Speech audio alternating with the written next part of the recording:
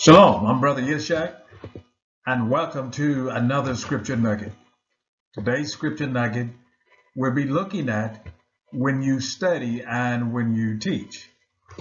The reason we chose this particular Scripture Nugget is because of the various voices that we hear streaming and so forth, going live on YouTube and Facebook Live and so forth, that sometimes when young believers hear a teaching, they don't quite understand, or they may get a misunderstanding, and their emunah may be distorted because of the distortion of the teaching that they are hearing. And so when you study and when you teach, therefore sprung up from that particular idea or that particular observation. Remember, when you study, everything is context. Not only when you study, but even when someone is teaching, everything is context, context, context. So why is it context? Well, context study and teaching presents an accurate understanding and application of the scriptures. It is different from concept preaching and teaching. And so many people are out there, and so many voices are out there in which concept preaching and teaching is going on. And therefore, there's a misapplication of the text or misapplication of the scripture. Now, let's look at the differences. Now, concept is different from context. Concept is the preaching and the teaching that involves a theme, an idea, or a thought. And when this occurs, scripture verses are gathered from various books and various scriptures and various texts, trying to prove a concept theme or a concept idea or a concept thought.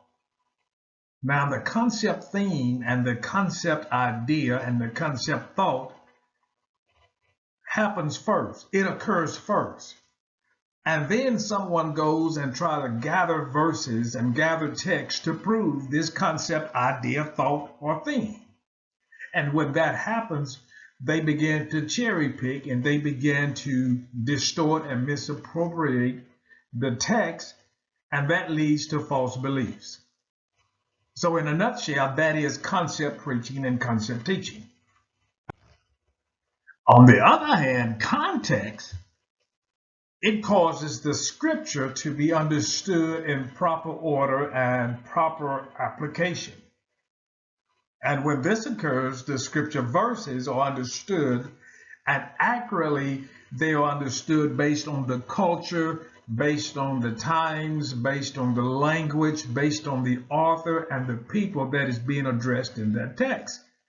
So therefore, when you follow context, you get a better understanding of what is being spoken or what is being said or what is being conveyed. Now remember what Yahushua said in Yochanan chapter 8, verse 31, on the Yahudim that believed on him. He says, if you stay in my word, don't deviate, don't digress, don't go in another direction. He says, you are truly my taught ones, and you shall know the truth. When shall you know the truth? By staying in the word, staying in the lane, staying in the context, staying in the proper application. Then he says, and the truth shall make you free. So therefore, the restraints, missing the mark, is no longer there, because I am staying in my lane, in the truth of the word, in the truth, in the lane of the word.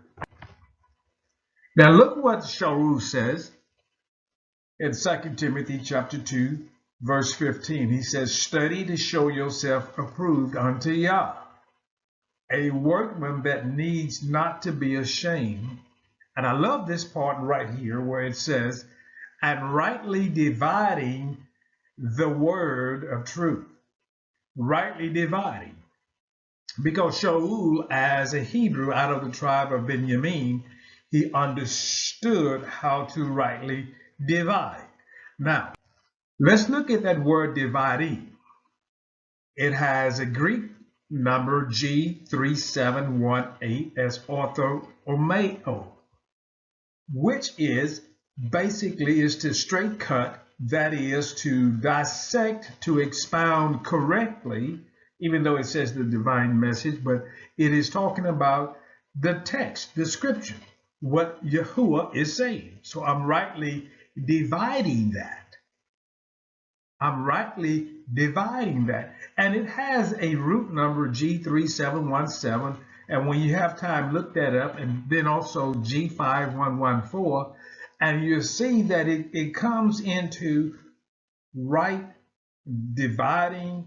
You'll see it means to hammer straight. So therefore, when you do context, you are actually rightly dividing the word of truth. You're actually rightly dividing the text, which produces proper application. So shalom, shalom. We'll see you next time on Scripture Nuggets.